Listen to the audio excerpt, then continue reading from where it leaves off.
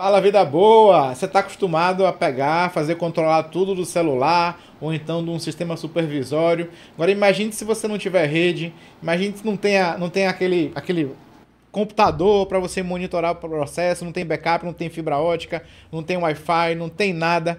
Essa é a história de hoje. A gente vai ver como a automação evoluiu do controle pneumático para todos os sistemas digitais com SDCD e controle avançado, com um camarada que tem muita experiência, que viveu isso na pele, essa transformação de tudo, de todo o controle pneumático para os sistemas digitais. Vai ser bastante interessante esse podcast de hoje e fica aí.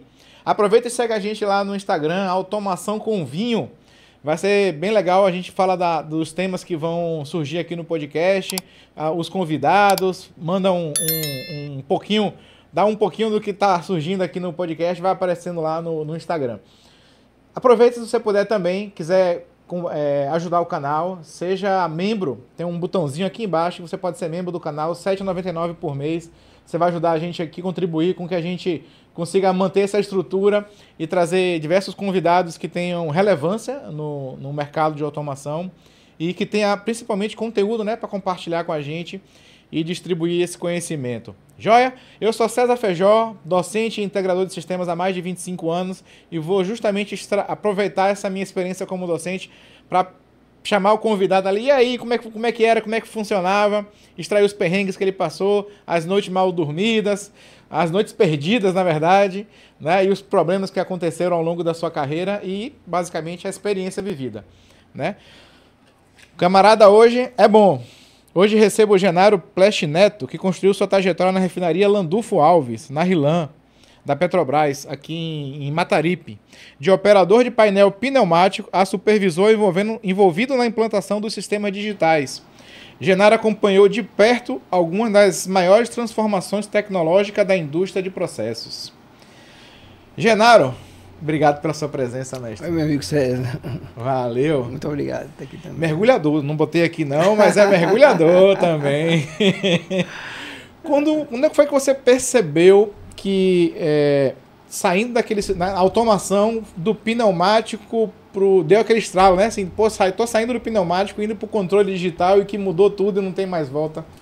Como é que foi isso, essa experiência vivida? Pois é, César. Primeiro, obrigado, né, pelo convite, estar aqui com você. Um prazer. Esse estalo, ele deu quando eu começaram os trabalhos de configuração para migrar para o STCD, né? Isso foi no ano de 1995, né? Uhum. Nós tínhamos todo o controle pneumático, painel pneumático, e começamos a migração. Quando eu me deparei configurando o sistema, com as possibilidades, as infinitas possibilidades que o sistema tinha, e aí a gente fica deslumbrado, tudo que pode fazer, de aperfeiçoar, e aquilo ali me veio, eu digo, meu Deus, o céu é o limite. Não tem volta. Não tem volta isso aqui, não tem como mais operar com pneumático. Então, isso aqui realmente daqui para frente só melhoria, só aperfeiçoamento, e realmente é uma diferença muito grande, muito grande. E o processo desse de transição aí, numa unidade, leva quantos anos, quanto tempo? César, ela depende muito do planejamento, né? Mas ela tirando a reinstrumentação, né? Só a parte de configuração, a gente pode contar isso em meses, né? No máximo um ano. Questão de 6 meses. Porque vem desde o planejamento, isso, né, do projeto, a parte a só concepção, na verdade, né? A parte de implantação, você pode contar em meses, né? A parte de concepção, ela leva alguns anos, né? Para poder o projeto, escolher o sistema, configurar, especificar, a reinstrumentação, porque a gente vinha de um sistema obsoleto, né? Você teve que reinstrumentalizar tudo. Então, isso aí você leva alguns anos para fazer esse processo, né? E isso começou em 93, né, na refinaria, e a primeira unidade que migrou foi em 90 e... Dá uma pescadinha aqui.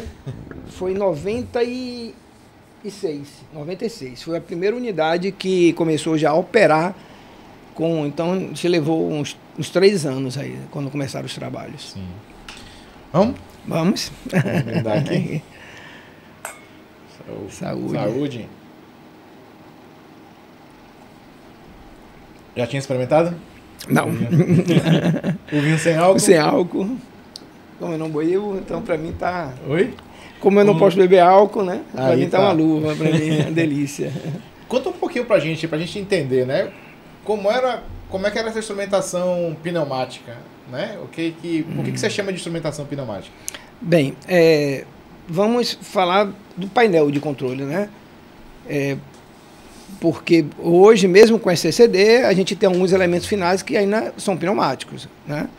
Apesar de ter o posicionador, a interface, o conversor ali, eletrônico. Sim. Mas tem. Então, o painel, que é a grande diferença, é onde que todos os controles eram pneumáticos, os instrumentos eram pneumáticos.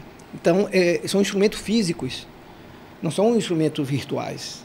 Então, requer um espaço muito grande para você colocar esses instrumentos. Então, ocupava um espaço grande, né? Muitas das vezes, a maior parte do tempo, a gente operava em pé o painel, né?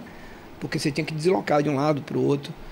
E espaço, como você tinha uma limitação de espaço, você não poderia contemplar tudo que você quisesse. Exato. Só para a gente entender, assim, hoje em dia é muito comum você ter os conversores de I para P, né? De corrente para pressão, de I para P, de P para I. Sim. Então, você recebe aquele sinal pneumático, você converte em corrente, 4 a 20, isso, 4 né? Que é o mais comum. Isso. Só que nessa época não era assim, né? Nessa época já existia. Já existia? No início da refinaria, não, né? Foi na década de 50, tá?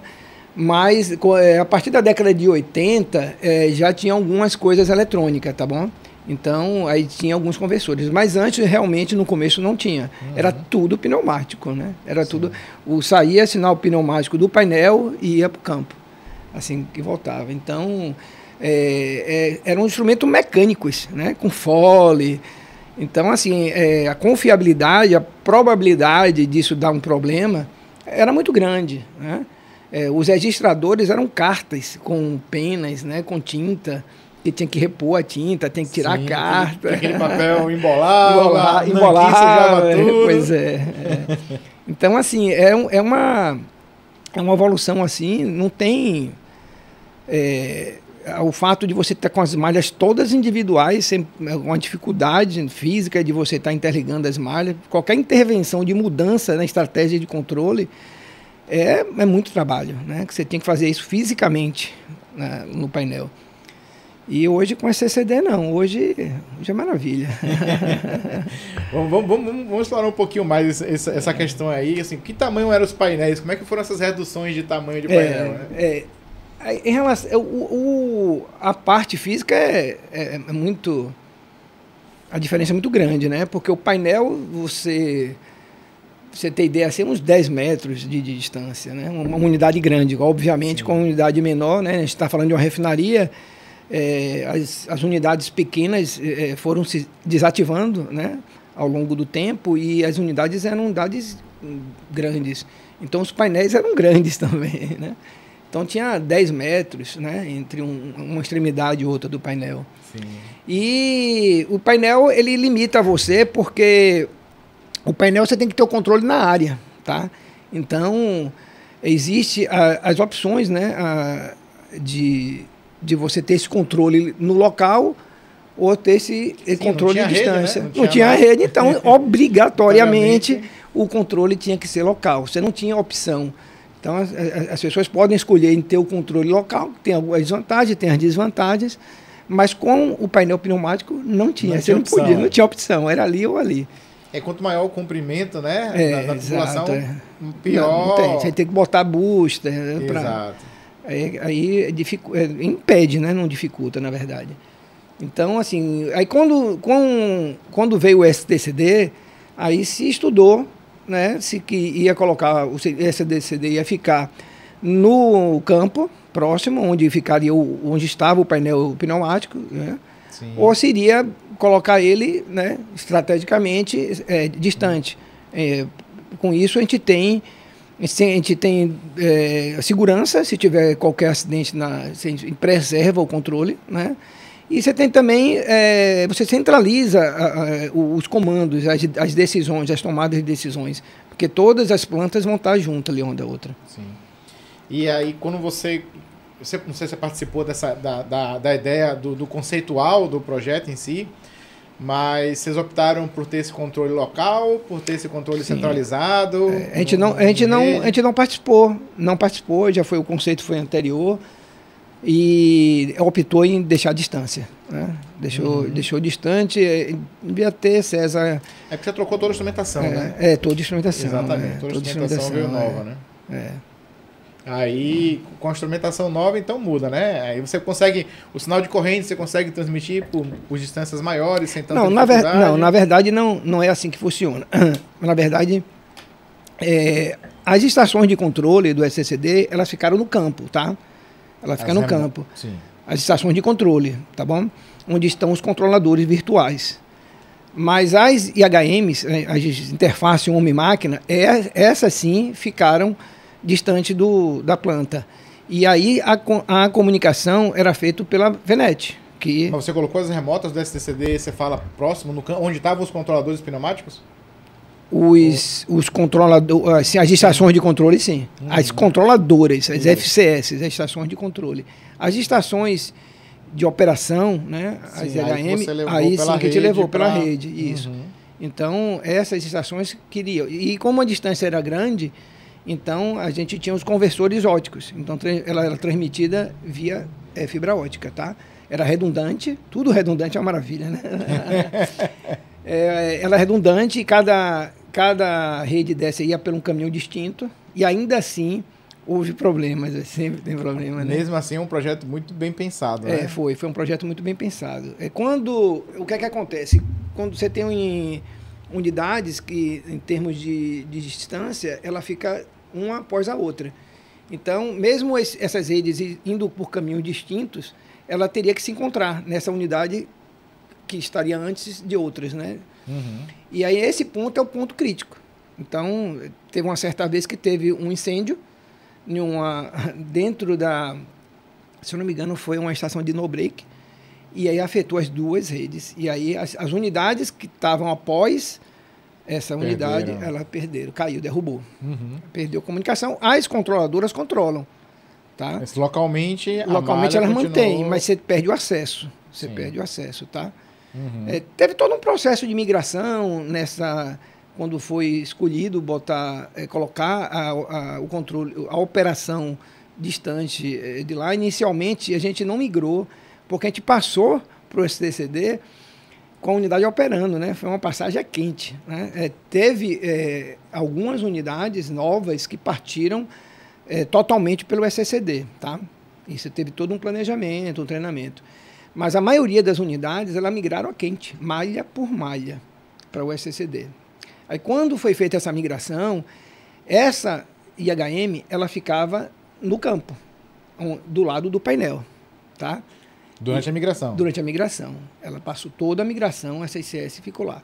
E nós continuamos com essa ICS, que era na época do centro CS. Hoje a nomenclatura passou para a IHM com o CS 3000, mas ela continuou no campo, só que inicialmente ela estava habilitada para operar, e depois da migração total, ela foi desabilitada para operar e só ficava para monitoramento. Então a gente tem essa ICS lá, e além dela, nós temos também o PI, né, que a gente consegue via internet acessar de qualquer lugar do mundo. Você já está numa geração um pouquinho mais nova, um historiador. A gente chega lá. Vamos entender aqui, por exemplo, a rotina de um operador, tendo que ir em campo o tempo todo para olhar as malhas, né? Mudou bastante. Mudou bastante. Você passou a ter algo centralizado na sala, então você poderia estar ali numa cadeira, sentado numa mesa, olhando. Obviamente você vai estar sentado numa mesa o tempo todo, mas assim, você tem uma sala de controle, né?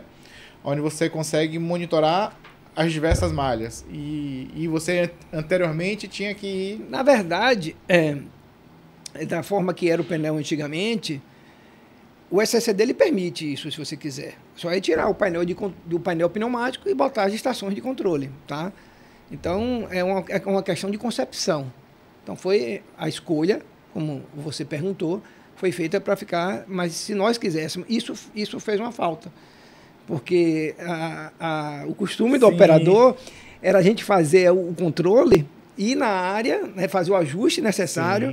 Sim. Hoje, muito menos com a CCD, porque a reinstrumentação, quando a gente trocou de instrumento, a gente contemplou uma gama de variáveis que antigamente não cabia, né?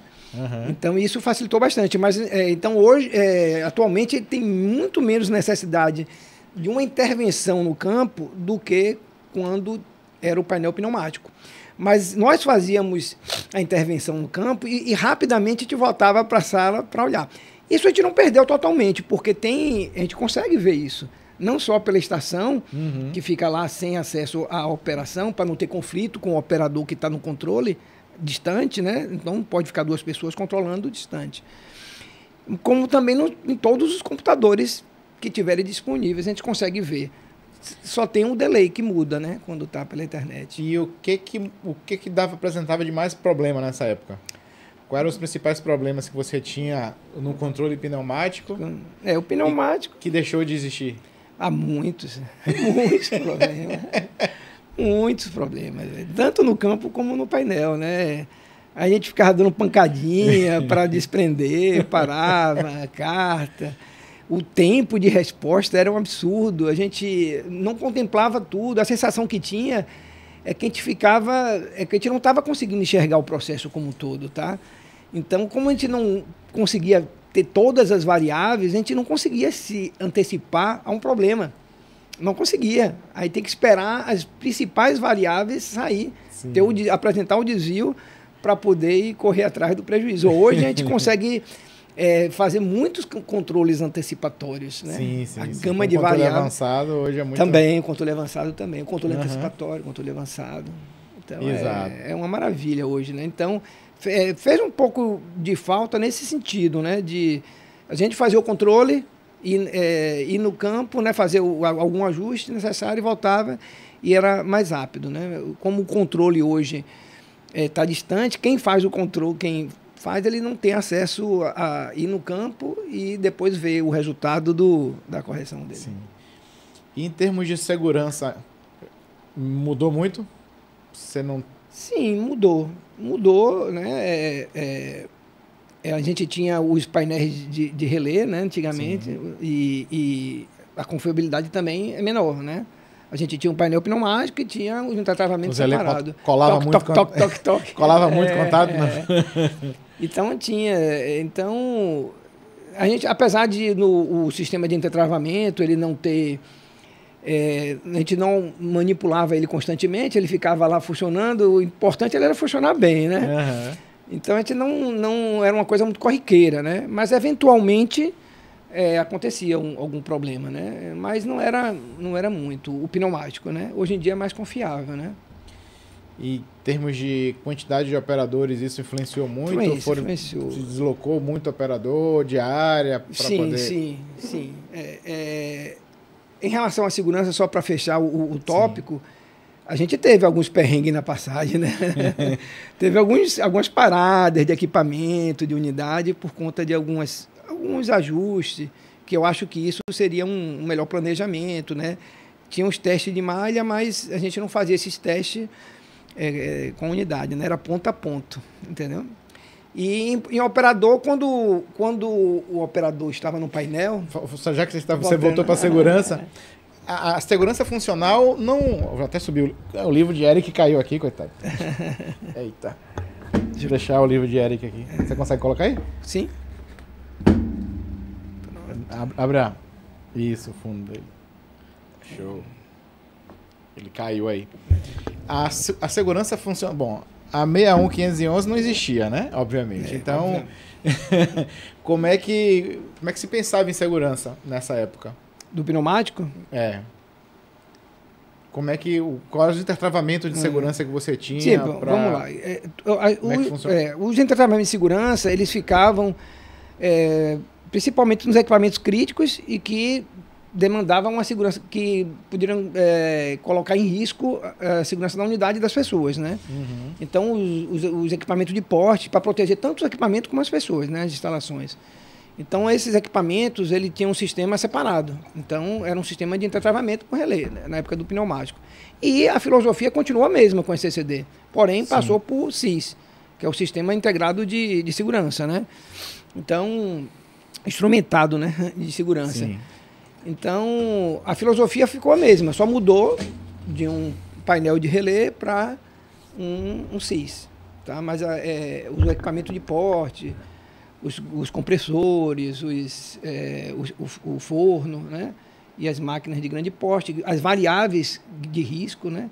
Tinha variáveis que era de risco, os vasos que trabalhavam sob pressão, com gases. Esse sim. Então, a filosofia continua a mesma, isso não mudou. A concepção de segurança do processo não mudou, continua a mesma. Obviamente que algumas normas mudaram e foi se adequando, tá? Adequando da forma de ter mais segurança. Mas o conceito, o que proteger e o que é que vai ficar como segurança e como controle, sim, continua a mesma filosofia. Vamos para a parte de operação aí agora.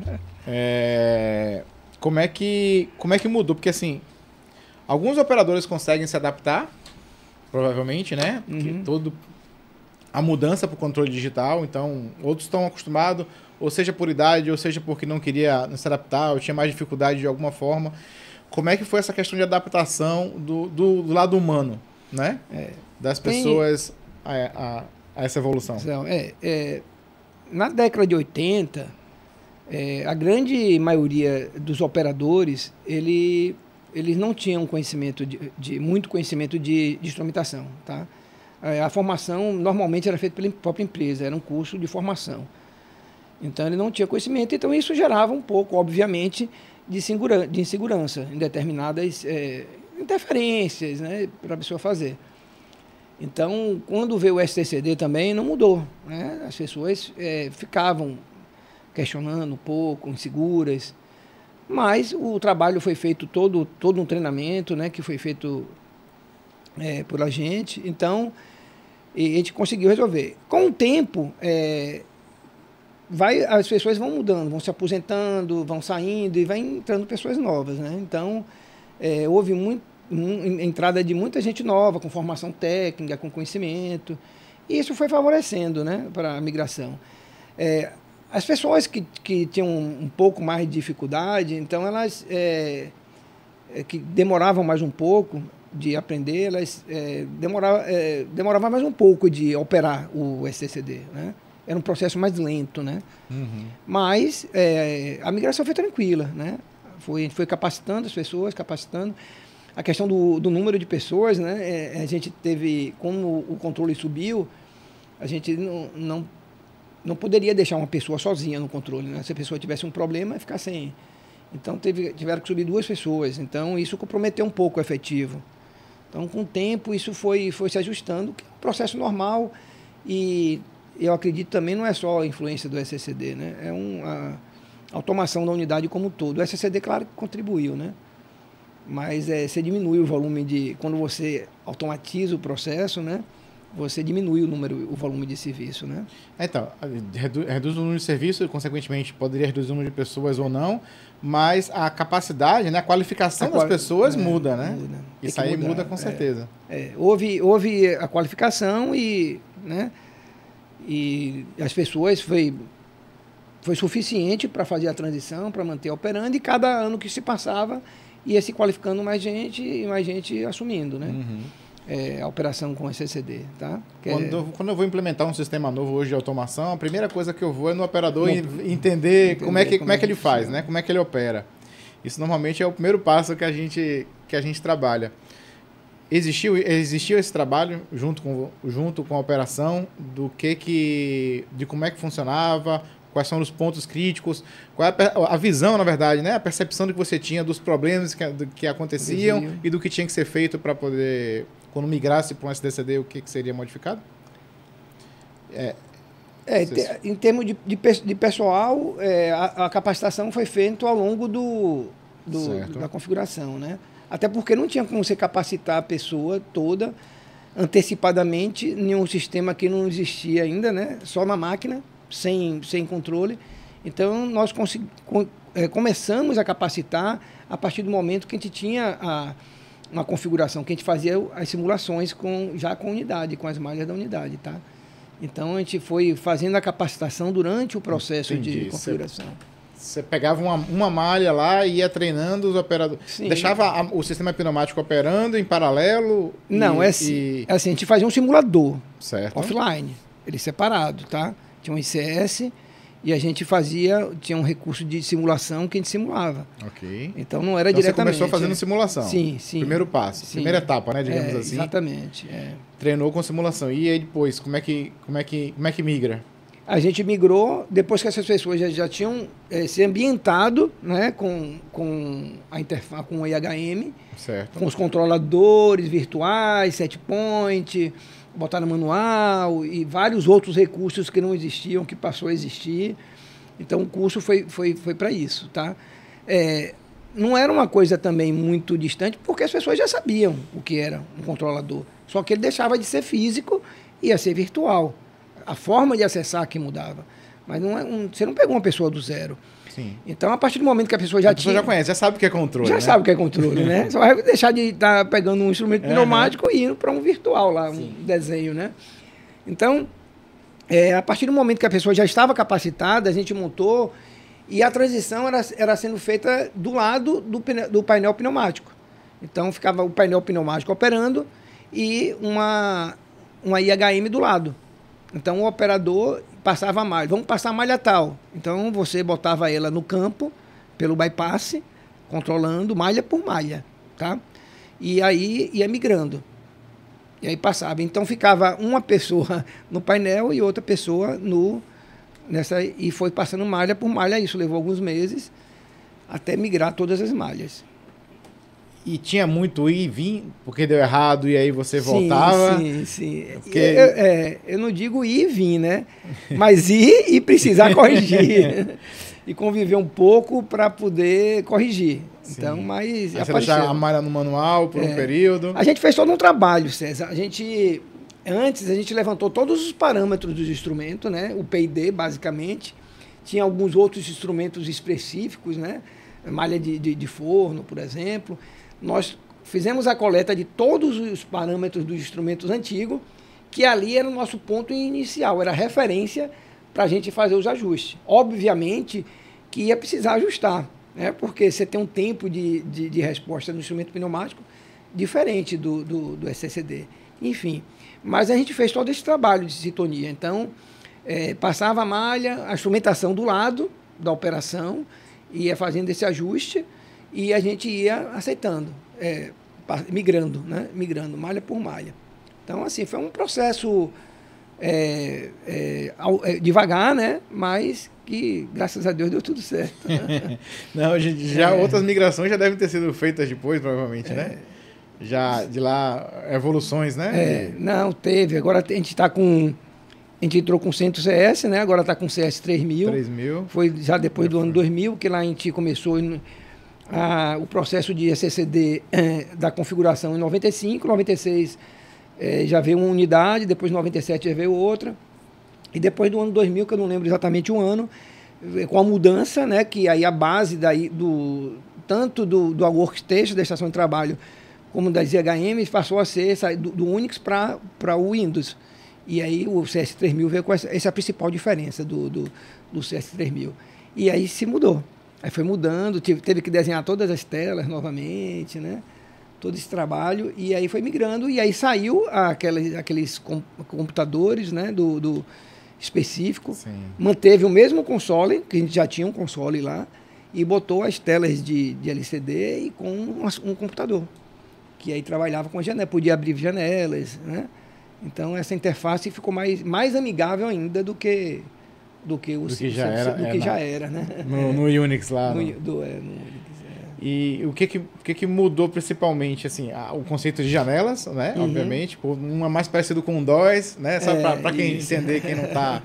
uma mais parecida com DOS, as letras ali, e um outro ambiente de janela com gráfico, né? Para você poder monitorar. Mas, assim, em termos de operação, influenciava muito? Não. Praticamente continua a mesma coisa, né? Sim. É uma coisa que aconteceu... É que no começo não houve uma padronização da configuração, não só em tela gráfica, como também nos blocos de instrumentos, no PIDs, né? Então, houve retrabalho. Então, depois houve tanto a padronização dos blocos que nós iríamos usar, para não ficar usando vários blocos distintos, né? Então, se padronizou isso. E se padronizou também, houve um trabalho de ergonomia, por causa das cores, do desenho, da padronização das telas. Isso foi antes de chegar ao CS3000. Então, teve essa revisão toda, isso foi um retrabalho, na verdade, e quando veio o CS3000, só foi migrar o que tinha numa tela para outra tela, do jeito que já estava tudo... Então não se redefiniu tudo, não já estava padronizado. Já estava meio padronizado, Houve um trabalho um pouco tardio, né, porque... A gente começou a configurar sem um padrão, né? Aí depois, quando percebeu isso, né? Tipo, cada pessoa fazendo de um jeito. Aí fazia os equipamentos 3D, né? Porque recurso, mas ergonomicamente não cabe, isso chama muita atenção. Tem que estar voltado a atenção para as variáveis, né? A questão das cores. E nos instrumentos, porque você tinha vários, você tinha os PIDs que eram alto, que tinha... a alta sintonia, né? O self-tuning, isso. Então, se começou a usar, era muito recurso. Então, as pessoas queriam usar tudo. Eu ficava assim, não, quero usar. E aí se começou uma padronização, para não ficar aquela miscelânea, tanto de blocos de controle, como nas telas também. Então, se fez esse trabalho, né? Se padronizou. E quando chegou o CS3000, né? Já estava tudo padronizado. A imigração, houve quem fez o trabalho de configuração, quando estava no conceitual, foi definido que quem participaria da configuração do SCCD seriam os operadores, né? Por que fizeram isso? Porque os operadores têm profundo conhecimento da planta, né? Do fluxo, das variáveis, né? Das prioridades. Então, seria mais produtivo e o resultado seria mais amigável e ia estar sujeito a menos correções. Por isso, então, foi feito um grupo pelas plantas de pessoas que tinham um conhecimento para poder fazer esse trabalho. Ainda assim, obviamente, que foi feita a capacitação na Yokogawa, né? A Yokogawa, nós fizemos o curso de configuração lá para a Yokogawa e os operadores que foram fazendo essa configuração lá, né? Aí teve essa questão depois da padronização. Quando chegou o CS3000, como o trabalho era um trabalho mecânico, por que era um trabalho mecânico? Porque toda a estratégia, a forma já tinha sido feita. Era só migrar o que estava em um para o outro. E não ia migrar o controle não mudou. Do centro CS para o CS3000, as FCS continuam a mesma, a rede continua a mesma. O que se mudou foi a IHM e a Workstation, né, por causa da linguagem. E aí se contratou uma pessoa para fazer esse trabalho volumoso. Sim, muita malha. Estação por estação. Estação por estação, malha por malha, tela por tela, fazendo tudo para essa migração, isso, né? Basicamente nessas estações. As malhas, os controladores virtuais continuaram lá embaixo. Não foi... Você trouxe um livro bem interessante aqui pra gente dar uma olhada, que eu já estava fazendo besteira. Como vou te servir o vinho agora, eu vou puxar a taça pro lado de cá. Mas você trouxe um livro aqui bastante interessante. Tem uma sala de controle aqui. Cadê aquela tela, como chama? Aquela imagem lá que tem o... Vamos... me chama, tem uma sala de controle com, não sei se são os registradores, o que é aquele... São os controladores, né?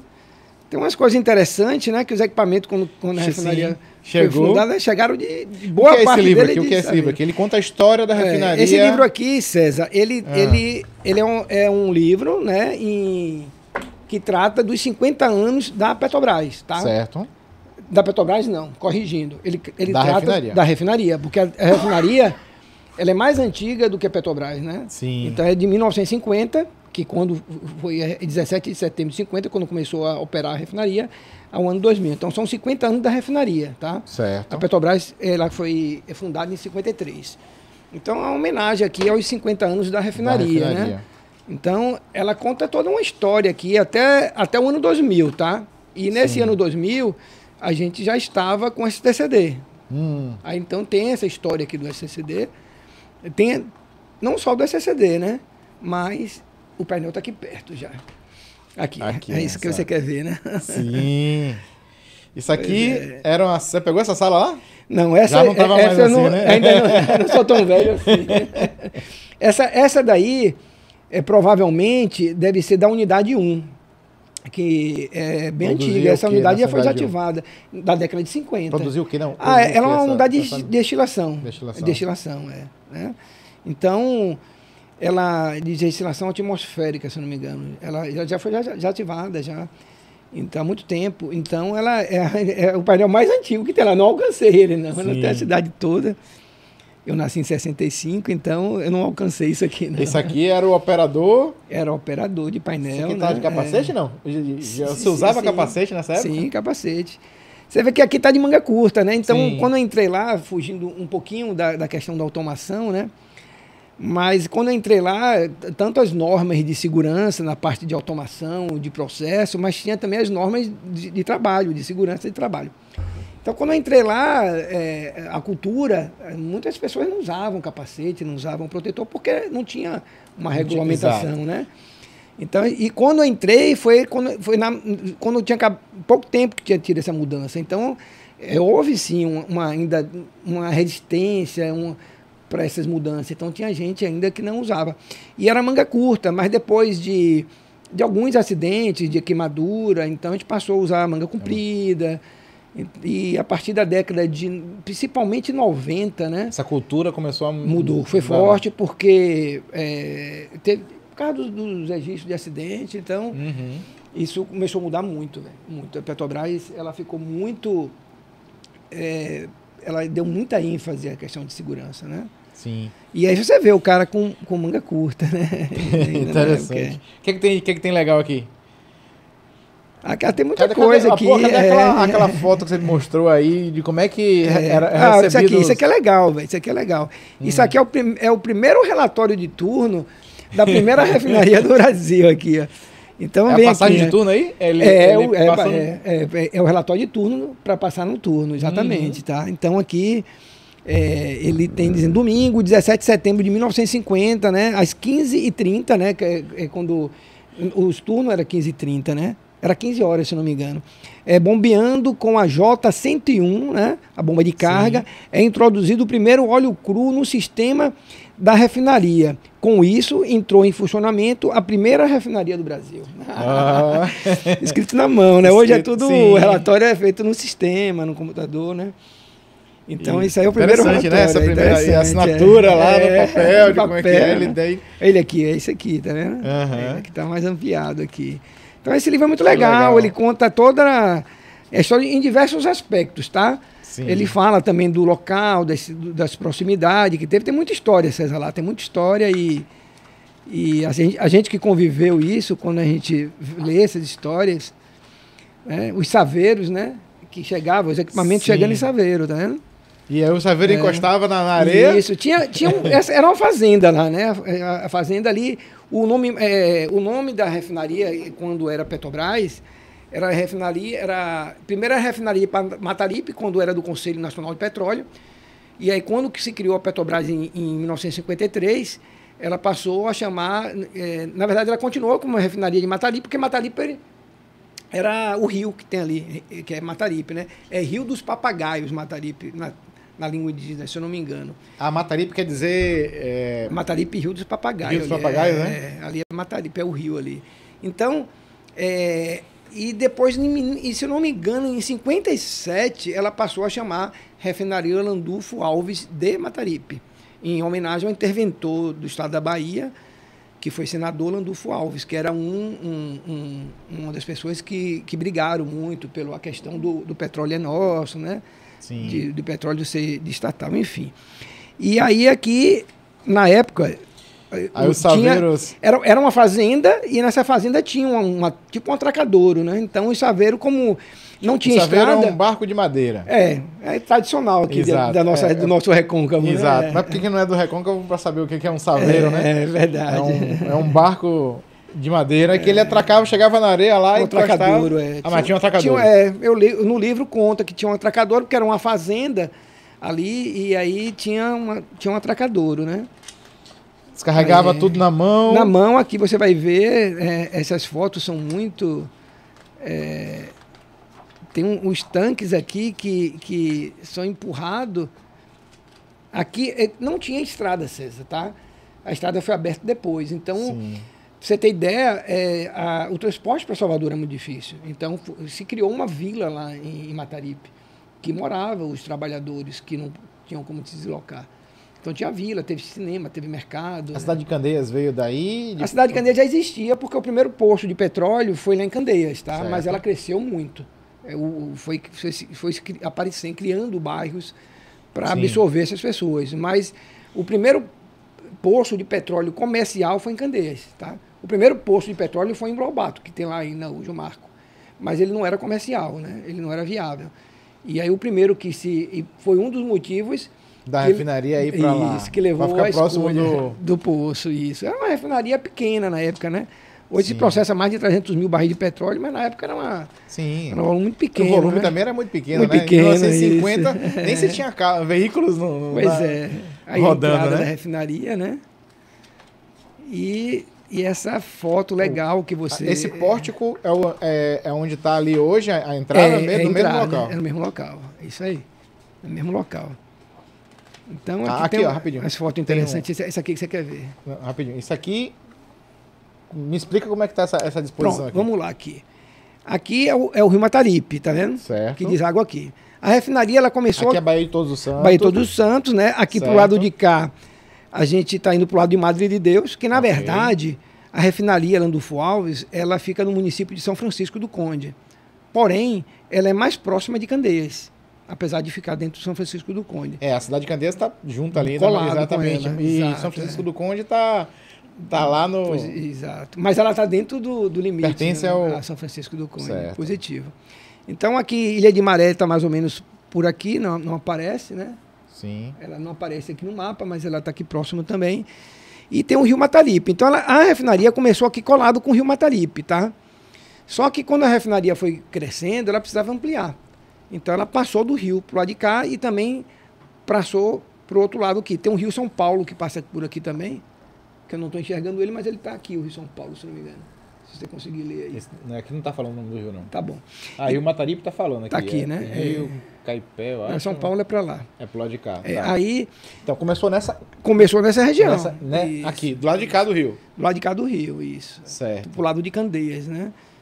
E aí começou a ampliação, vieram as unidades novas, e aí houve a necessidade de abranger outros terrenos, né? Uhum. Então aqui do lado de Mataripe tinha uma vila, que era chamada Vila Niterói.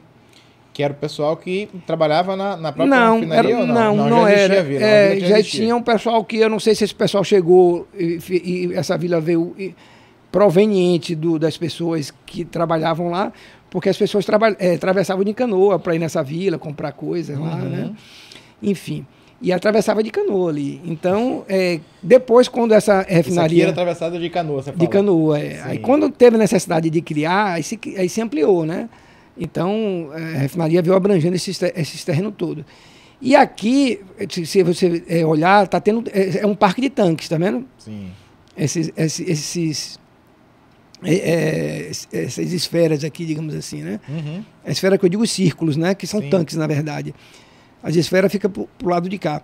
Então, essa tancagem aqui, ela tem um número lá da tancagem dela, mas o pessoal apelidou de... quando tinha a travessia de canoa, o pessoal fazia alusão ao Rio Niterói, que não tinha ponte ainda no Rio Niterói.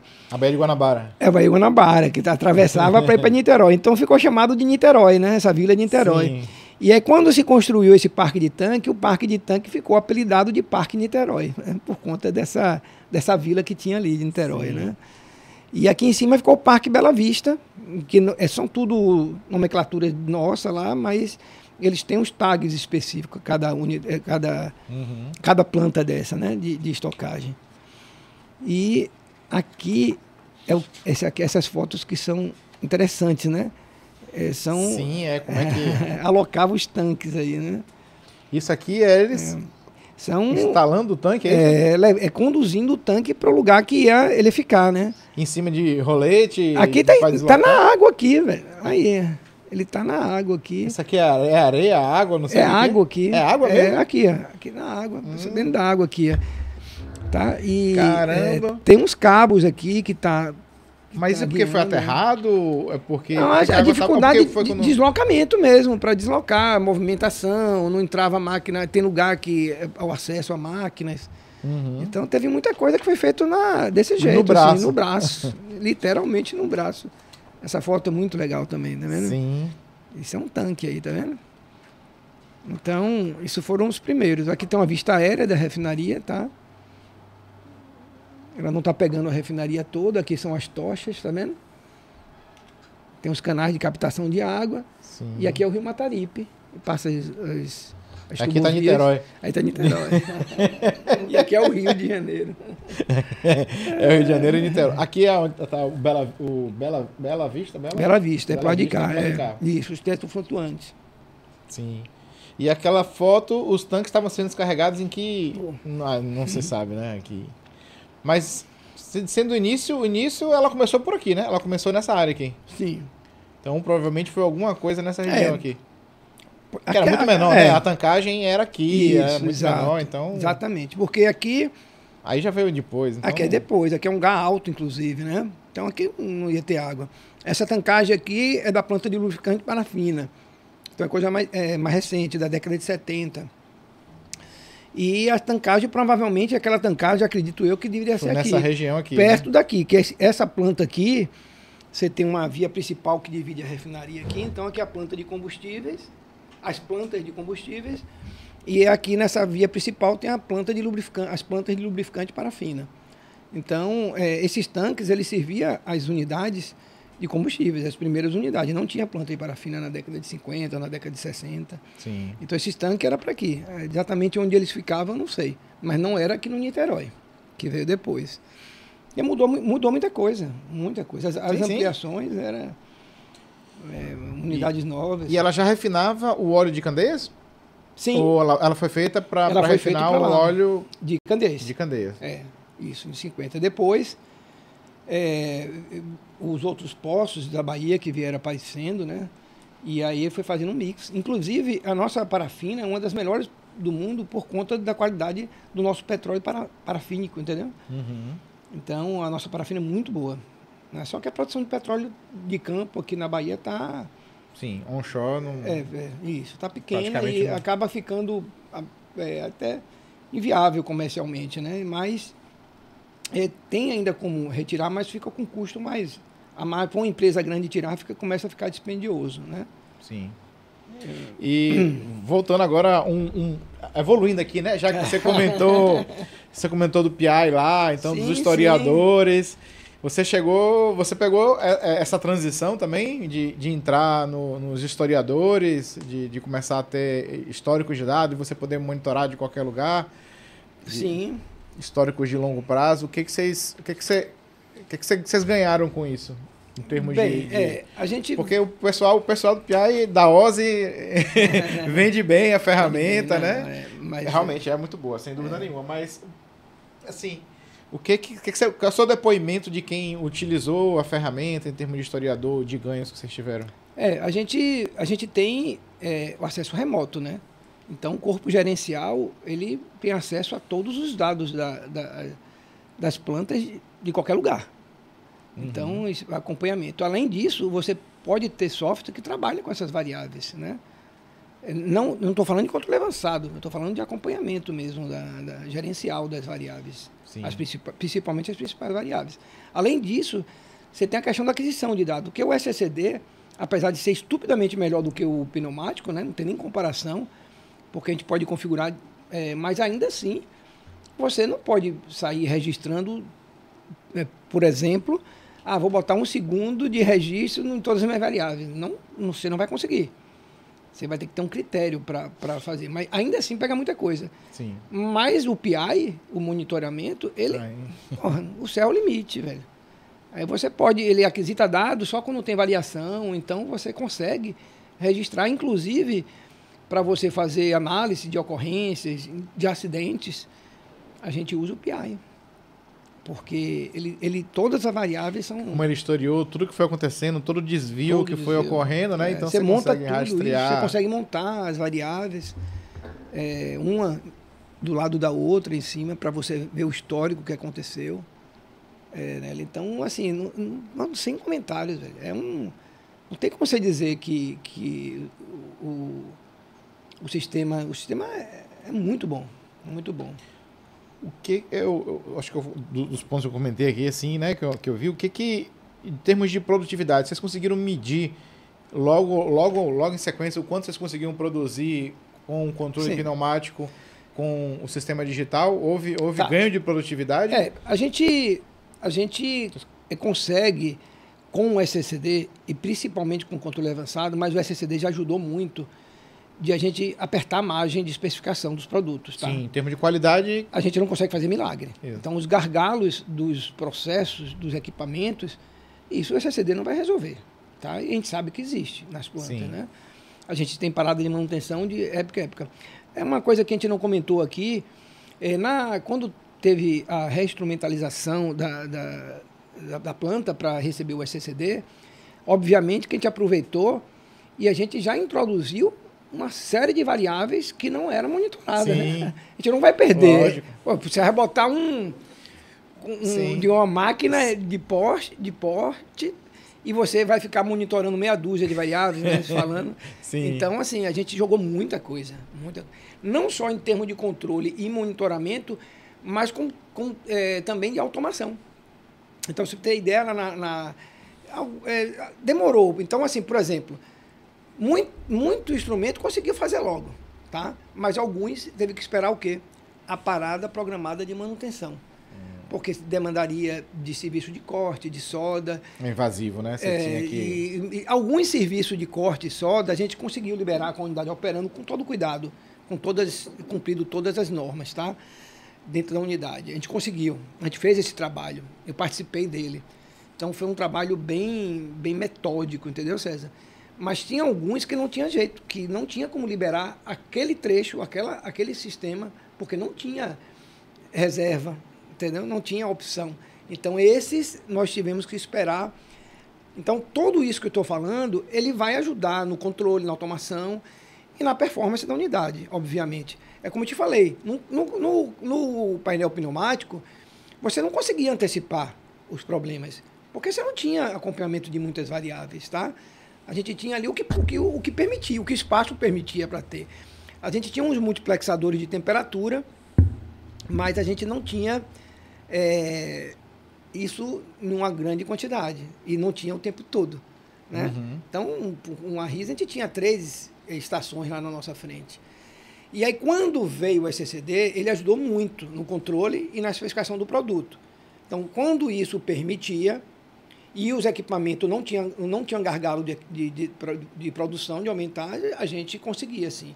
E a gente conseguia também, o controle avançado, ele fazer um controle mais minucioso que não tinha condições de operador fazer. Porque você pega diversas variáveis, você estabelece faixa, você lê muitas variáveis ao mesmo tempo e você estabelece os limites que você quer. Então, o controle avançado ele fica o tempo todo ali e ajustando aquilo ali para otimizar. Abriu o espaço, ele aperta a especificação e aí aumenta a produção, tá? Mas eu repito, isso aí não depende só da automação, depende dos equipamentos, da planta como um todo. Mas a gente começou a acompanhar o rendimento.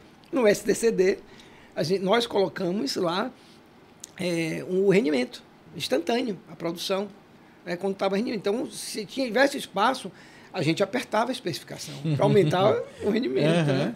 Então, isso ajuda. No painel pneumático não tinha. A gente fazia a conta na mão.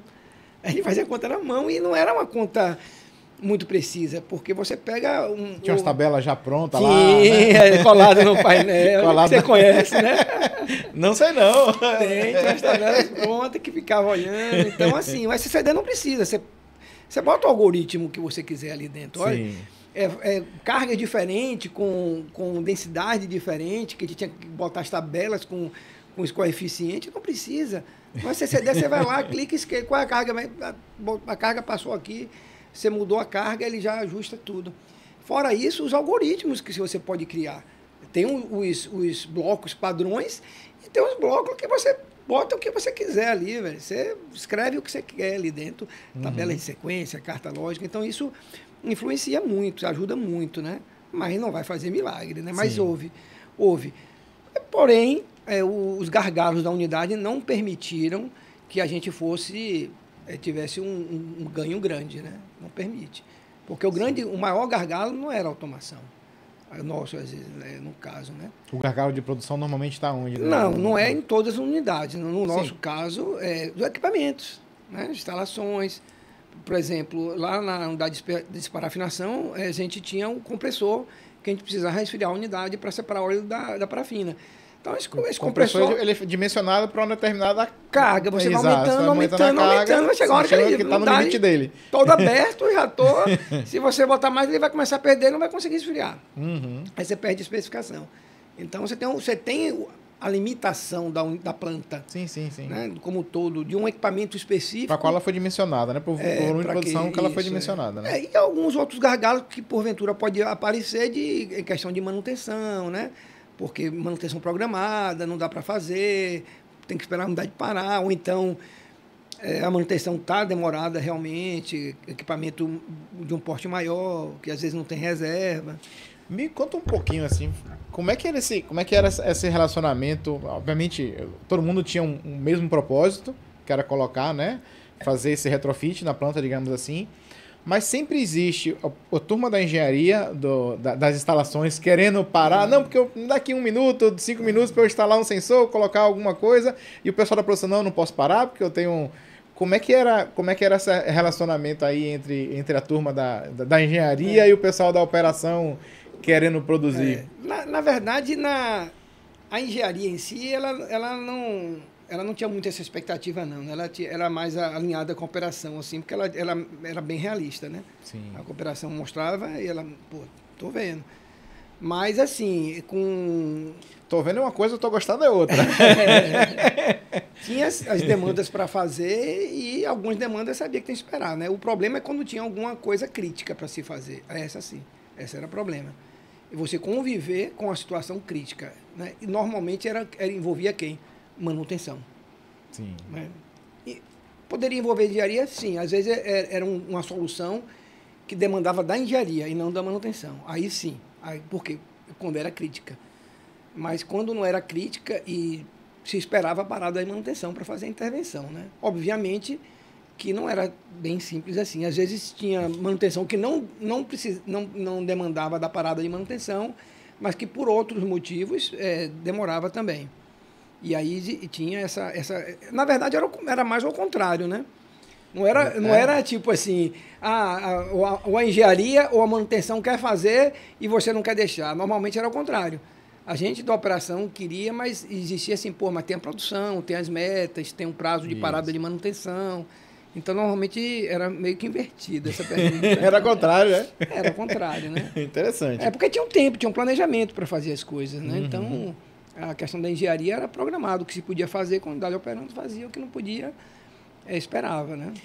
Fazer um ping-pongzinho rápido aqui, embora? Sim, bora. Não precisa ser sim ou não, nem A, B ou C não, mas um ping-pong, porque algumas perguntas mais rápidas lá, né? Qual foi o maior susto que você teve operando a refinaria? Foram vários, César, né? Foram muitos sustos. A maioria deles incêndios, né? Incêndios. A refinaria teve muitos acidentes lá, né? Como é toda indústria, né? Sim. Mas, assim, eu teve dois que me marcaram bastante, dois incêndios que me marcaram bastante. Né? Um na unidade de craqueamento catalítico fluidizado, né, que é a mais antiga, que tem o craqueamento residual, que é mais nova, e que por causa do reator. Né? Esse reator, inclusive, ele é um dos poucos que ainda resta lá na unidade. E, assim, fogo pegando, a gente lá, todo mundo combatendo, né? Tem a brigada de emergência. E o outro foi na unidade que eu trabalhei, na unidade de desparafinação. Né? Começou de uma forma simples o incêndio, mas ele foi se alastrando por umas canaletas, né, de drenagem, e ele chegou embaixo de uns vasos de propano, tá? E ficou ali. Aí todo mundo lá, o gerente da planta, o operador, a brigada, a gente combatendo o incêndio, né? E ali eu pensei que eu não estaria aqui hoje, não. Então, assim, toda a indústria é assim, né? A indústria, a gente convive com risco todos os dias. Então, realmente foi a pior situação que eu passei. A petroquímica, então, em geral, a gente já teve também no polo, né, alguns acidentes também graves lá também. Sim. Indústria, né? A gente tem que mitigar o máximo possível aí esses índices vêm caindo bastante, né? Ele vem diminuindo. Tiveram alguns acidentes na Petrobras que fez a Petrobras mudar muito o rumo, tá? Foi um divisor de água. Uns 3 acidentes, aquele no Paraná, na Baía de Guanabara e o da plataforma. Então, esses 3 acidentes, foram acidentes graves, né? E a Petrobras mudou muito ali. Então, nessa pergunta, nessa afirmação que você colocou aí, está bem evidente isso, esse rumo que a Petrobras tomou. Então, ela investiu muito em segurança, muito. Até no combate a uma emergência se mudou para proteger as pessoas. E teve um investimento muito pesado em equipamentos, tudo de proteção, as normas para seguir. E aí diminuiu bastante. Passou a ter mais rigor com a questão da segurança. Vem mudado muito. Qual era a tela que você não gostaria de ver vermelha no SDCD? A tela do CIS, a tela do CIS. O CIS a gente não queria que ele ficasse bonitinho lá, não queria ver ele nunca lá. Então o CIS era a tela de intertravamento, era que fazia. Você vê, né? Que você vê que a gente nós tínhamos o CIS, tínhamos o CCC, né? Que era o controle dos compressores, que era tanto a parte de otimização, e era um sistema bem específico, né? Trabalhava com nós tínhamos atuadores redundantes, sensores, leitores de vazão redundante, né? O CCC trabalhava. E a gente tinha acesso de comando também, por esse sistema, algumas coisas que precisava, tá? Então, assim, essa integração é muito boa, velho. É muito boa essa integração. Então, você no SCD, naquela tela, você tem acesso a tudo que é preciso. Então, assim, o CIS, ele trabalhava direitinho lá. Então, a gente não queria ver ele... A gente raramente ia para a tela do CIS, né? Porque só ia quando alarmava alguma coisa lá no detravamento. E qual foi o erro mais comum que se tinha durante essa implantação? A padronização. Porque gerou resserviço, entendeu, César? Gerou resserviço. A gente teve a capacitação, né? Teve um momento que a refinaria ela optou que que nós fôssemos os multiplicadores, né? Mas, assim, a padronização, eu acho que foi quem dificultou. Aí teve muito resserviço, né? Padronização nas telas? Nas telas e nos tags de campo? Não, os tags não. Nos blocos, né? Que a gente ia usar, quando ia usar cada um, né? Escolher o PID adequado para cada malha. Então, a gente começou aquilo que eu te falei, começou a usar o self-time em tudo e depois não é para tudo, né? Então, assim, tem que refazer algumas coisas. Então, eu acho que foi isso o que você tinha de erro mais comum. Até que eu discuti 2 semanas atrás com o Mário exatamente os 10 erros. Sim. Os 10 erros mais. Tava no meio mais ele? Comum. Tá, é o primeiro. O primeiro foi. Padronização e documentação. Padronização e documentação é justamente... A documentação, o SCCD ajuda muito, velho. Backup, geral. Padronização, porque a gente Pode. Obviamente que as indústrias têm seu sistema de padronização, têm suas certificações, né? E precisa estar tudo enquadrado dentro do seu padrão lá. Mas o SCD, ele te fornece uma boa documentação. É uma boa documentação. Sim. Não um padrão, ele se fornece a documentação, né? Ele fornece aquilo que está programado, né? Ele te fornece todas as marcas, todos os parâmetros que estão ajustados ali, ele te passa, mas os desenhos de campo... Não só te passa, como ele salva tudo. Isso. E nenhuma necessidade, nenhum pane ou numa mudança de marca, você tem tudo lá. Né? Agora imagine dar um problema, pegar fogo em um painel pneumático. Aí você tem que ajustar por um, velho. Um por um. Instalando e ajustando um por um. Né? Faltando água aí? Um por um. Um por um. E você conseguia voltar? Levava quanto tempo para você conseguir voltar uma sintonia boa num controle de quando... Pneumático? Ou você já tinha uma prática e conseguia... Não, quem fazia a sintonia era a manutenção, né? A instrumentação. Mas ela pegava os parâmetros que tinha sido ajustado a última vez, né? Quando tinha, né? Quando estava salvo, né? Salvo que eu digo, registrar, guardado, né? Anotado, né? Quando não, aí ia fazendo um por um e ajustando na hora. Botava, ajustava. Teve casos lá de pegar fogo na unidade que é uma boa parte do instrumento, né? Foram poucos casos. Sim. Graças a Deus, comigo, num painel mesmo, eu não estou lembrado de ter tido um incêndio, alguma coisa que pegasse os painéis, mas lá teve. No caso que eu te contei, e que pegou fogo e que... Mas esse não pegou no painel, não, que pegou as duas redes que passavam, porque é o lugar que elas se encontravam. E aí ela ia para o fibra ótica, tinha um conversor, passava e de lá ia para a nossa unidade. Aí derrubou. Derrubou umas 4 unidades, que estava pendurada nesse caminho. 4 unidades. Problema. Se fosse hoje, o que você gostaria de ter aprendido antes? Pessoalmente, protocolo. Esse protocolo de comunicação. Protocolo de rede, você fala? De rede, é uma coisa que eu pessoalmente, no meu caso, né? Nós fizemos todo o trabalho de configuração, principalmente de carregamento, né? Então, a gente carregou a I/O, montou todas as malhas, né? Nas FCS, fazíamos os carregamentos. E teve caso de ocorrência com carregamento, né? Online, derrubar equipamento. E não foi mais com a gente, já foi quando eu estava com a engenharia.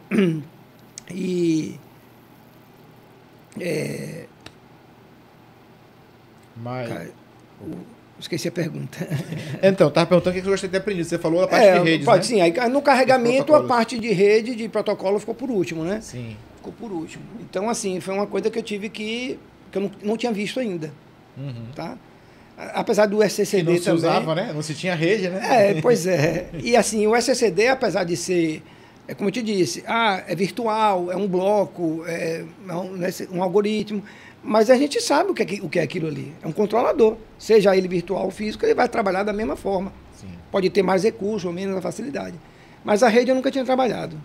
Entendi. Eu nunca tinha. Então, assim, eu fiz o carregamento, obviamente que as pessoas que estavam... inclusive dos sistemas que estavam, né? A gente vinha com o profissional do outro sistema e a gente ia fazendo em paralelo, né? Ele carregava, a gente carregava ao nosso lado. E o que era melhor no pneumático? Tá difícil, viu, César? Não tem nada. Não tem? Não existe, velho. Nada. Não ficou nenhuma... Nada. Como é que chama? Esqueci o nome agora. Infelizmente, as válvulas ainda são pneumáticas. É a única coisa que sobrou. Porque não vai botar todas as válvulas... lá e também... Isso, e também não vai botar tudo motorizado, né? Só restou isso. Até os posicionadores hoje é pneumático, né? A parte que faz o posicionamento da válvula, mas ele já entra o sinal... Não deixou saudade de nada. Nenhuma, zero. Zero saudade. Rapaz, aqueles foles toda hora era problema, e a instrumentação tinha que vir sintonizar. É mecânico. É mecânico. Não existe, velho. Hoje é digital, é virtual, você está ali dentro, não desconfigura, não perde a sintonia, não perde a calibragem. Tá lá, você só vai melhorar se precisar. Mas os pneumáticos não. O pneumático a gente ficava batendo nas cartas assim. Os ponteiros prendiam, entendeu? Sim. Não existe, não tem. Só se fosse alguém tem apego, né? É apego emocional. Sentimental. Aos papéis, ao papel lá. Isso, pode ser que tenha alguém que tenha, né? Mas não existe. Assim, o que você deixa de ensinamento aí? Porque, por exemplo, você passou por uma revolução, mas outras virão verdade, e sempre outras revoluções vão continuar surgindo, né? Como é que a pessoa se prepara para essas revoluções, né? Para essas mudanças de paradigma, essas quebras de paradigmas dentro das indústrias que você está vivenciando ali, né? Você está, sei lá, você está 10, 15 anos produzindo da mesma forma e aí vem alguém e diz que temos uma tecnologia nova e que muda tudo. Isso vai acontecer sempre, né? Eu convivi muito com essa, por exemplo, tiveram colegas meus bem experientes e que não tinha, assim, eu tinha formação em automação, tá? Eu fiz o curso de instrumentação. Mas tinha as pessoas que não tinham, elas tinham medo. Então, quando eu via que ia levar meses ou anos com aquele trabalho, com os manuais, tudo em inglês, né? As pessoas, não quero não. Né? Então, o que é que eu tiro disso? Né? Então, as pessoas não queriam, porque sabiam que ia ser uma coisa trabalhosa. E, César, toda mudança, todo desafio, ele vai colocar a gente fora dessa zona de conforto e vai gerar um medo. As pessoas, às vezes, têm medo de reconhecer que tem medo. Né? Não é para reconhecer, é normal, é natural que cria uma certa apreensão. O que é que eu digo? Que as pessoas se mantenham atualizadas, que enfrentem os desafios que aparecem, que vão aparecer sempre, como você acabou de falar.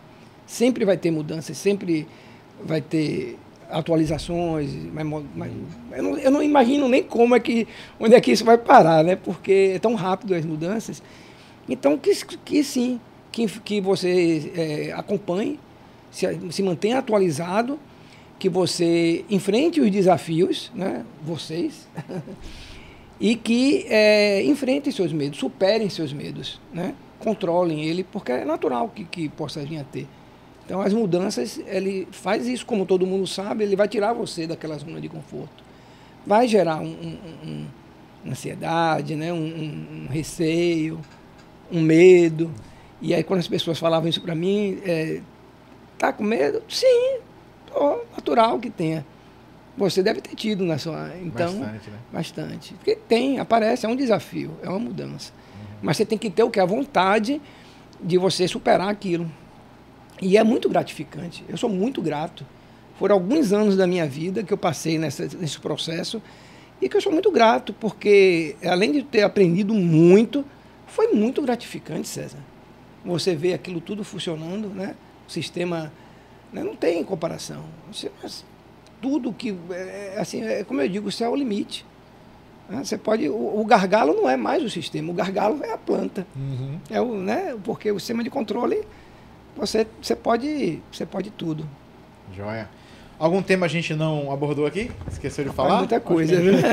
Acho que a gente passou até um pouquinho do... Falamos... Alguma coisa deixou de falar aí, tá? Não, acho que eu falei tudo. Teve a questão do treinamento que a Yokogawa, no começo a gente começou a configurar, tomamos o treinamento de configuração lá em São Paulo, né? E começamos a configurar com o suporte da Yokogawa do São Paulo, mas não presencial, tá? A partir de um momento que a gente começou já a dar o curso de operação, para poder já ir a partir planta, depois de 6 meses começou os trabalhos. A unidade de crecheamento foi a primeira a partir. Então veio um engenheiro e começou a fazer o curso de operação e configuração para outras pessoas também. O curso de configuração, a Yokogawa foi ela sempre que ministrou, tá? Mas o curso de operação, a refinaria também entendeu que seria melhor a gente, né? E a gente também não só conhecia da parte operacional do sistema do STCD, como a gente também conhece e a gente configurou. A gente sabe como é que a gente fez aquilo ali. Então era mais adequado. Então, a partir daquele momento, a refinaria ela escolheu a gente, que tinha configurado, para ministrar o curso de operação, de operar as estações. E é isso. E aí a assessoria da Yokogawa começou a ficar dentro da refinaria. A gente tinha sempre, até hoje, mesmo depois de ter saído da Petrobras, tem alguém da Yokogawa dando suporte. Se não está lá o tempo todo, mas está disponível para ir ver. Então, eu sou muito grato de ter feito parte desse grupo, né? Muito bom. Aqui a gente tem a tradição, convidado a assinar a rolha, assinar, botar seu autógrafo, a data hoje que nós estamos Guarde gravando. bem essa rolha, viu? Vou, pode ter certeza. Primeiro. Aí vai ficar ali, caro aqui. Tá vendo o da esquerda ali? Tô vendo. Vai ficar ali, né? Tá vendo? Tá tudo assinado ali. Ali é tudo rolha assinada. Essa garrafinha, né, de rolha. O da direita não, foi o vinho que eu bebi. Deve valer um bom dinheiro. Tem bastante vinho ali. Esse é o 51ª primeira rolha. Bota o meu nome Isso, bota seu nome. ou assino mesmo, bota o nome, né? Você conseguir, porque a caneta é grossa, né, pra rolha, então não dá muita... Eu quero saber se você conhece. E se eu quiser entrar em contato com o Genaro, como é que eu faço? Bem, tem meu Instagram, né? Então, eu sou aposentado, né? Você não falou, não citou, e então eu não exerço mais atividade profissional. Então, eu não tenho rede profissional, né? LinkedIn, mas eu tenho meu Instagram pessoal, né? Que é Genaro Plest, no Instagram, e quem quiser me conhecer melhor, né? Aí dá uma E se quiser mergulhar, como é que faz? Falar com você, né, velho? Você é um mestre do mergulho. Pode entrar em contato lá contigo, eu também não... Pode, nós estamos juntos lá. É o nome e fazer a data, umas né? bolhas, dia 1º hoje. Hoje é dia 1º, né? Fazer umas bolhazinhas. Isso. Mas você né? é o cara do mergulho, velho. Somos? Bom demais, Nós né? estamos juntos lá também. Já fizemos bastantes mergulhos juntos, né? Não fomos para Boné, né?